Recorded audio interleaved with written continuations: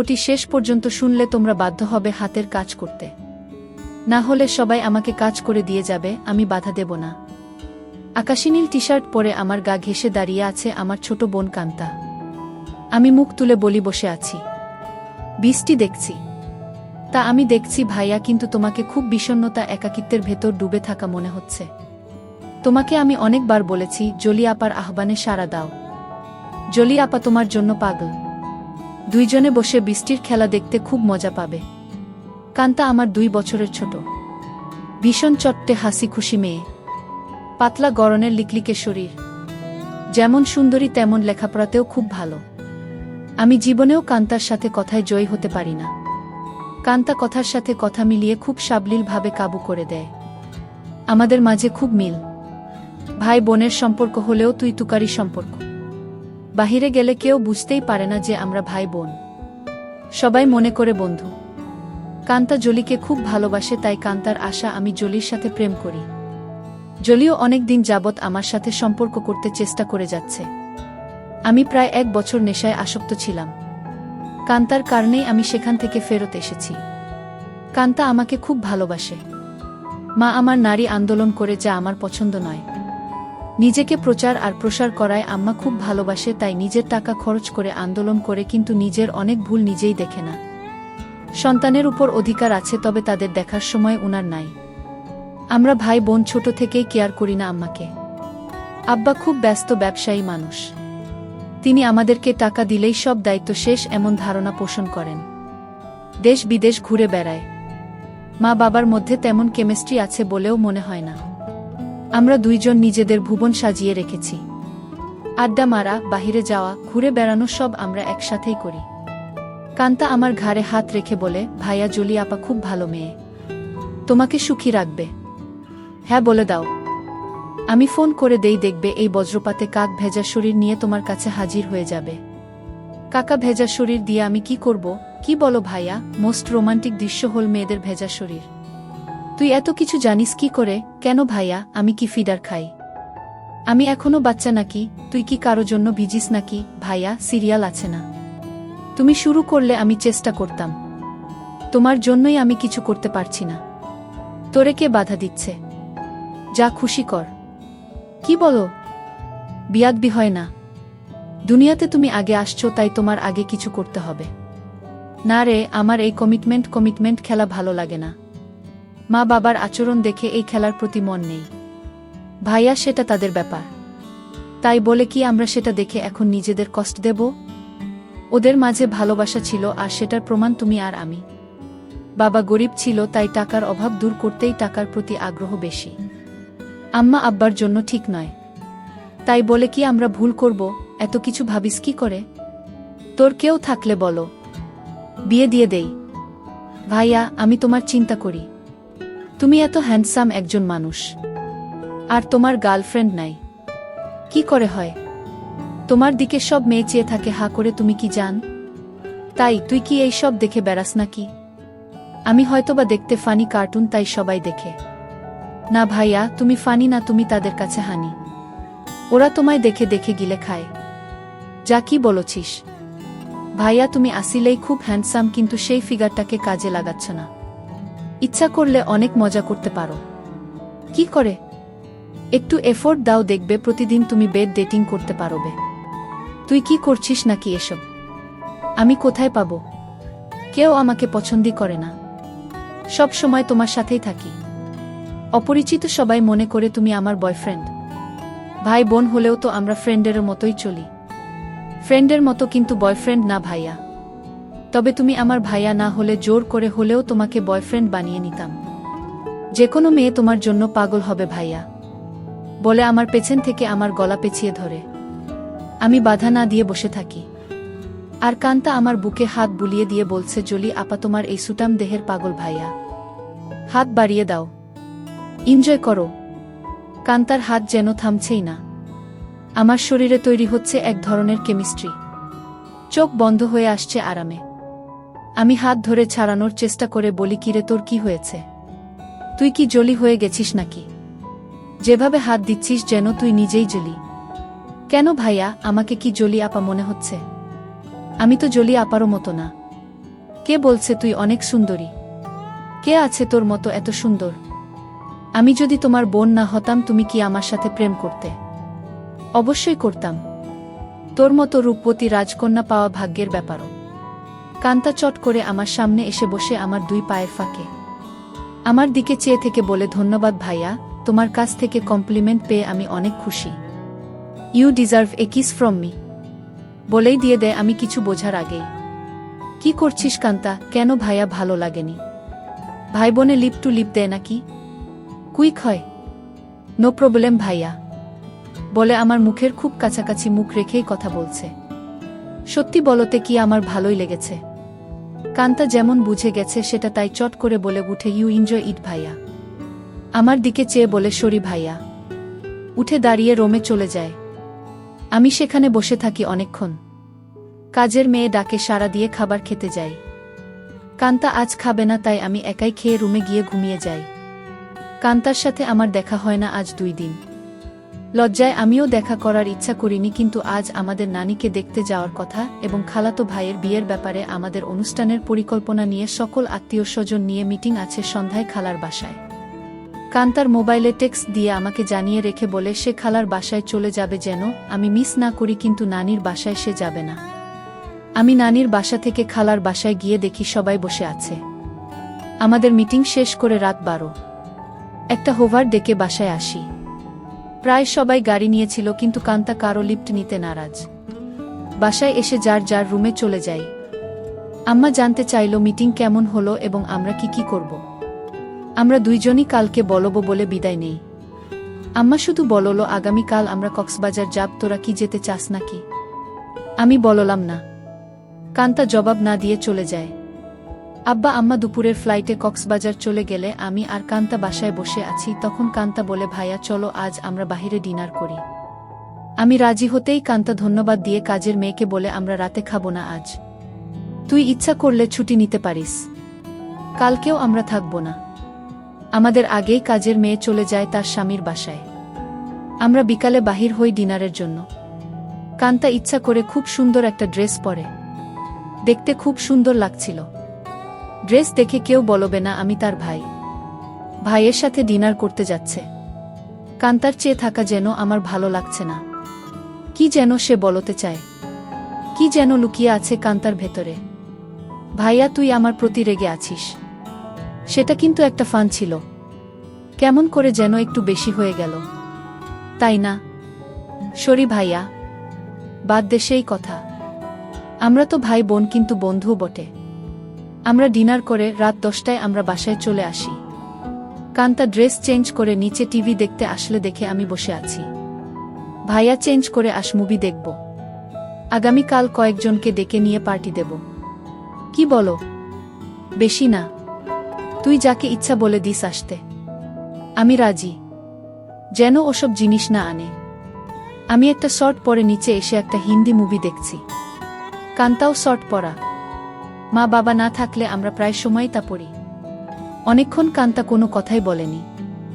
অন্য সময় মুভি পছন্দ না হলে বা সাউন্ড বেশি কম নিয়ে ঝগড়া করে। আমি প্রথম কথা বলি, কিরে কান্তা কফি খাবি? দাঁড়াও ভাইয়া আমি বানিয়ে নিয়ে আসি। বলেই কিচেনে চলে যায় এবং কেটলিতে পানির সুইচটা দিয়ে অপেক্ষা করে। আমিও গিয়ে পাশে দাঁড়াই আর বলি, তোর মন খারাপ নাকি? কিছু তো বল। না ভাইয়া, আমার সেই ভুলের জন্য খারাপ লাগছে। কি যে বলিস, কি হয়েছে? আমি কিছু মনে করি নাই। ভালোই লেগেছে। ভালোই লেগেছে কথাটা বললাম কারণ কান্তা যেন সহজ হয় একটু। তোমার ভালো লেগেছে? তা আমি তখনই বুঝেছিলাম। কফি নিয়ে আমরা সোফায় পাশাপাশি বসে টিভি দেখছি। কান্তা আমার গাড়ে মাথা রেখে বলে, ভাইয়ে তুমি আম্মা আব্বাকে বলে আমাকে বিয়ে দিয়ে দাও। এত তাড়াতাড়ি বিয়ে করতে চাস কেন? আমি না ভাইয়া, তুমিও করো। আমাদের তো আর লেখাপড়া করে চাকরি করতে হবে না। তাহলে এনজয় করি। কি বলো? দেখলে না তুমি আমার সাথেই কি মজা পাইলে। ভাবি হলে তো আরো পেতে নাকি? কেন? ভাবির কি 2টা মুখ? আলাদা মজা লাগতো। আরে না ভাইয়া, মুখ একটা, জিহবা একটা ছাড়াও মজা লাগার আরো জায়গা আছে। আর সেদিন তুমি আমাকেই ভাবি মনে করে তোমার হাত অন্য জায়গারও খোঁজেছিল। কান্তা আমার কুলে মাথা রেখে বুক চেতিয়ে শুয়ে পড়ে। বলছি জলি আপাকে কালকে ডাক দাও আর ইচ্ছে মতো হাতাও। অনেক বড় বড় আছে জলি আপারগুলো। আমার এত বড় দরকার নাই, ছোটই ভালো। ছোট ভালো বলে আমার গুলির দিকে কুনজরে দেখছ কেন? কি বলছিস? আমি কুনজরে দেখছি তা তুই কি করে বুঝলি? ভাইয়া আমার মাথার নিচের থেকে সংকেত দিচ্ছে। আমি টের পাচ্ছি বলেই হা হা করে হেসে উঠে বসে আর বলে, ভাইয়া আমি এখন জলি আপাকে ফোন দেই। এই ধূপসি মোটা জলি আমার লাগবে না। তোমার কি আমার মতো শুকনা কাঠ পছন্দ? তবে জলি আপা কিন্তু এক্সপার্ট, শুনেছি খুব আনন্দ দেয়। আমাকে অনেক কিছু শিখিয়েছে বলে আমার চোখে চোখ রেখে কেমন একটা ইশারা দেয় আর বলে, তুমি কিন্তু আমার বুকে হাত দিয়েছিলে ভাইয়া সেদিন। কি করছিস কান্তা? তোর কি লজ্জা নাই? কান্তা আজ বসব কাজ করতে লাগলো। আমি বললাম, কান্তা তুই কিন্তু অনেক দূর চলে যাচ্ছিস। ভাইয়া আমি অনেক দূর যাচ্ছি না ভাইয়া, এই মুহূর্তে আমার ভালো লাগছে তোমার জিনিসটা ধরে রাখতে, আর সেটাই সত্য। প্লিজ বাধা দিও না। কান্তা তুই আমার ছোট বোন, খুব আদরের। আমি চাই না সামান্য একটু ভুলের জন্য আমাদের জীবন নষ্ট হোক। ভুলের মাঝে আমরা বেঁচে থাকি। ভাইয়া আমাদের সম্পর্কে ফাটল ধরবে না। কান্তা এইসব তুই শিখলে কোথায়? ভাইয়া বয়স হয়েছে, মুভি দেখি আর আমার কাছে রাবারের একটা আছে, সেটা দিয়ে প্রতিরাত প্র্যাকটিস করি। সব শিক্ষার বড় শিক্ষা হলো সেটা। সব মেয়েদেরই বিয়ের আগে এই শিক্ষা অর্জন করা উচিত। অনেকক্ষণ আমাদের মাঝে কোনো কথা নেই, শুধু একে অপরের শ্বাসরুদ্ধকর মুহূর্তকে এনজয় করি। এত সুখ এত আয়েশ জীবনে পাই নাই। কান্তা আমার কানের কাছে বলে, ধন্যবাদ ভাইয়া, তুমি তো বাজিমাত করে দিয়েছ। আমার খালতো ভাই সোহানের বিয়ে আগামীকাল। আমরা খালাতো মামাতো ভাই বোন 15 জন, আর সোহান সবার বড়। ভাই 10 জন আর বোন 5 জন। এই প্রথম একজন ভাইয়ের বিয়ে। গত বছর সোহানের বোন লিজার বিয়ে হয়েছে। অনেক আনন্দ ফুর্তি করেছি আমরা। কান্তা আর লিজা আমাদের সকল ম্যানেজমেন্টের দায়িত্ব নিয়েছে। খুব ব্যস্ত। আজও সকাল সকাল চলে গেছে। সোহান ভাইয়াদের ছাদে ডিজে পার্টির আয়োজন হবে আজ রাতে। আব্বুর ক্লায়েন্ট থাকায় কানাডা থেকে আসছে, তাই সকাল সকাল হোটেল থেকে তাদের নিয়ে ব্রেকফাস্ট করে ফ্যাক্টরি পরিদর্শন করতে হবে। আম্মু অনেক রাগ করেছে, কারণ আম্মু চায় বিয়ের বাড়িতে যেন থাকে। বিয়ের দিন সারাদিন ছুটি আছে বলে আব্বু চলে যায়। আমি 11টায় ঘুম থেকে উঠে দেখি সেজেগুজে বসে আছে, খালার বাসায় যাবে এবং সেখান থেকে মেয়ের বাড়িতে কিছু জিনিস নিয়ে যেতে হবে। আমাকে দেখেই বলে, কিরে আজ অন্তত একটু তাড়াতাড়ি উঠলে কি হয়? কাজের মেয়েকে না বলে আজ নিজেই নাস্তা দেয় আমাকে। আর ফোনে বড় খালার সাথে স্পিকারে দিয়ে কথা বলছে। ড্রাইভার আমাদের বাসার সামনে বসে আছে, যেন তাড়াতাড়ি যায়। কি ব্যাপারও আম্মু, আজ নিজে এত আদর করে নাস্তা দিচ্ছ ব্যস্ততার মাঝেও? ফোনে থেকেই আম্মু বলে, তুইও তো আম্মুকে আদর করে অনেক কিছু খাইছিস, তাই একটু চামচামি করছি যেন আসল জিনিসটা পাই। বড় খালা বলে, কার সাথে কথা বলছিস? ছাবিনা? ছাবিনা আমার মায়ের নাম। আপি অঙ্কিত। এখন ঘুম ভাঙল। সবাই ভাবছে অঙ্কিত রাগ করেছে। ওকে সাথে করে নিয়ে আয়। ফোনটা অঙ্কিতকে দে। আপি শুনছে, কথা বলো।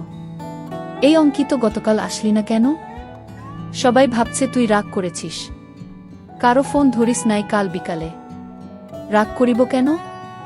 গতকাল আম্মুর একটা বিশেষ অ্যাসাইনমেন্ট নিয়ে ব্যস্ত ছিলাম, সেটা করে দিয়েছি, তাই আম্মু আজ খুব খুশি। 2টার আগেই চলে যাব খালা। আমার নাস্তা শেষ হতেই আম্মু এসে বলে, এই অঙ্কিত, আমরা আবার কখন করব সেটা ভেবেছিস? এত ব্যস্ত হচ্ছ কেন? এই 3 দিন আমরা খুব ব্যস্ত থাকব। ওমা 3 দিন? ড্রাইভার বাহিরে বসে আছে। এখন যাও, দেখি সময় করে একটা কিছু করে দিব। কাজের মেয়েকে 3 দিন ছুটি দিয়ে আম্মু বলে, যা তোর স্বামীর সাথে এনজয় কর। 2000 টাকাও হাতে দেয়। শান্তা নামের কাজের মেয়েটা আমাদের পরিবারের খুব ভালো সম্পর্ক। আমরা সবাই নিজের মতোই ভালোবাসি। শান্তা বলে, আমি আগামীকাল বড় খালার বাসায় যাব, কথা হয়েছে। আমি খালাকে বলেছি কাজে সহায়তার জন্য। তাহলে তো খুব ভালো। আমাকে না জানিয়ে তোরা সব ঠিক করে ফেলেছিস। খালা আমাকে চিঠি দিয়ে দাওয়াত দিয়েছে। অনেক কাজ আছে না? সোহান ভাইয়া অনেক ভালো মানুষ, তাই উনার বিয়েতে সাহায্য করতেই হবে। ঠিক আছে, যা। বাহিরের ড্রাইভারকে গিয়ে বলো আমার 5 মিনিট লাগবে। তুইও দাঁড়িয়ে থাক, তোকে নামিয়ে দিব। আমাকে আম্মু বলে, অঙ্কিত একটু উপরে আয় তো তাড়াতাড়ি বলে সিঁড়ি দিয়ে চলে যায়।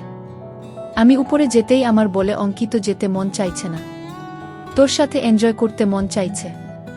এখন যাও, কথা দিলাম আজ সন্ধ্যায় কিছু একটা করে দিব। সত্যি দিবে তো নাকি জোয়ান মায়াদের পেয়ে আমাকে ভুলে যাবি? আমার শিরায় শিরায় আগুন জ্বলছে। কথা দিলাম ডার্লিং। আজ অনেক দিন পর আমার শখের বাইকটা বাহির করে ঠিক সময় খালার বাসায় পৌঁছে যাই। বাড়িটা খুব সুন্দর করে সাজিয়েছে।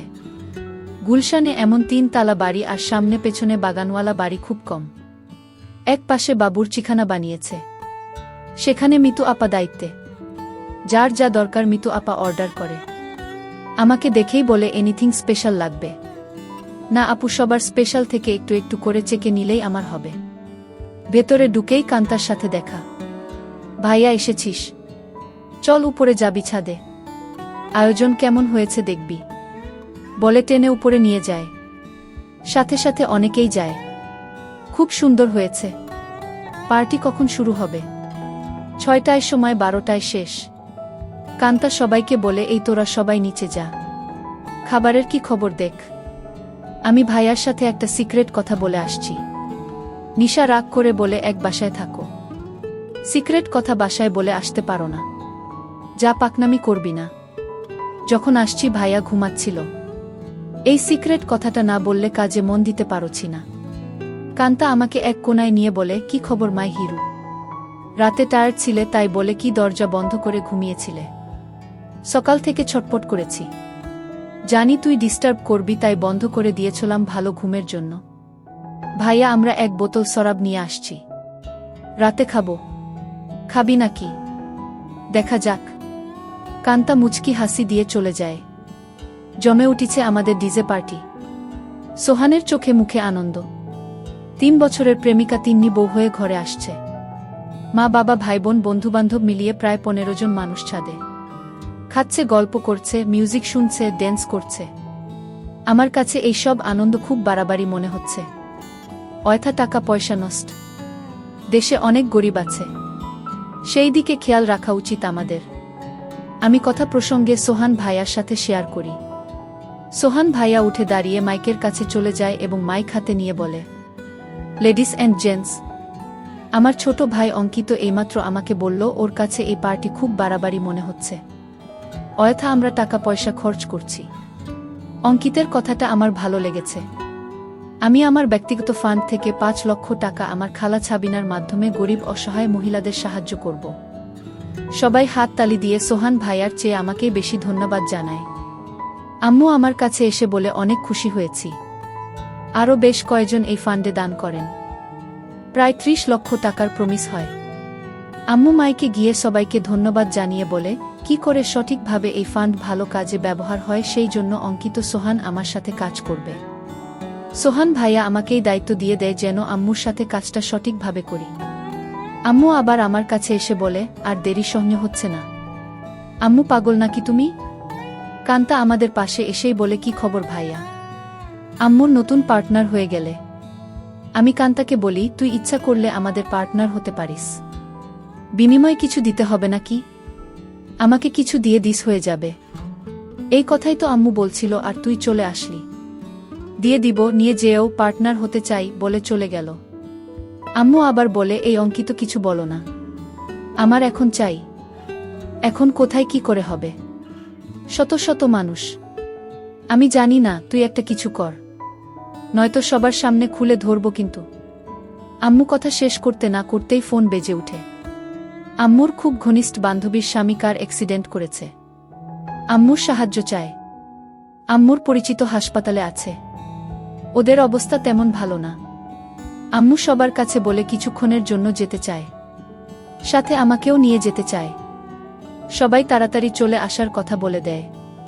কান্তা আমার পাশে এসে বলে ভাইয়া কি খবর? আম্মু দেখি তোমাকে ছাড়া এখন চোখে পথ দেখে না। কি ব্যাপার? আম্মু কান্তাকে বলে তুই যদি যেতে চাস চল আমাদের সাথে। না আম্মু, তোমাদের ডিস্টার্ব হবে আমি গেলে। আমি এখানেই আছি। সোহান ভাইয়ার ড্রাইভার আমাদের নামিয়ে দেয় হাসপাতালে। আম্মু ডাক্তারের সাথে দেখা করে বলে উনি আমার রোগী, আপনারা চিকিৎসা করুন, টাকা পয়সা আমি দেখব। আম্মুর বান্ধবী শিলাকে সান্ত্বনা দিয়ে বলে চিন্তা করিস না, ঠিক হয়ে যাবে, তোরা কোনো টাকা দিস না। আমি পরে এসে সব ঠিক করব। তোর কাছে টাকা না থাকলে বলিস। সোহানের বিয়ে বাসায় বহু মেহমান আমার জন্য অপেক্ষা করছে। আমি এখন যাই। আমরা একটা ট্যাক্সি করে সোজা আমাদের বাসায় চলে আসি। আমার রুমে ঢুকে আম্মু বিছানায় গিয়ে আমাকে বলে, কই তুই আয়, আমাদের হাতে সময় নাই, মাত্র 1 ঘন্টা সময়।